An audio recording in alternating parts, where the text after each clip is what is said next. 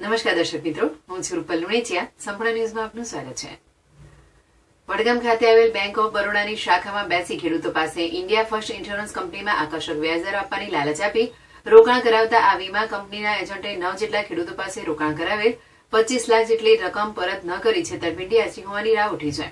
જે મામલે ભોગ બનનાર ખેડૂતોએ પાલનપુર કલેક્ટર કચેરી ખાતે રજૂઆત કરી તેમના નાણાં પરત મળે તે દિશામાં કાર્યવાહી કરવાની માંગ કરી હતી. વડગામ સ્થિત બેંક ઓફ બરોડાની શાખામાં વર્ષ 2024માં માર્ચ મહિનામાં ઇન્ડિયા ફર્સ્ટ ઇન્સ્યોરન્સ કંપનીના એજન્ટ આશુભાઈ નામના વ્યક્તિએ બેંકમાં આવતા ખેડૂતોને વહેલું પ્રીમિયમ ભરાશે તો વધુ વ્યાજ મળશે તેવી લાલચ આપી 9 ખેડૂતોની એફડીઓ તોડાવીને તેમની પાસેથી 25 લાખ જેટલી રકમ મેળવી હતી. બાદમાં આ રકમની પાવતી કે પહોંચ આપવામાં ન આવતા ખેડૂતો દ્વારા બેંક મેનેજરને રજૂઆત કરવામાં આવતા બેંક મેનેજર દ્વારા તેમને પૈસા પરત મળી જશે તેવું આશ્વાસન આપવામાં આવ્યું હતું.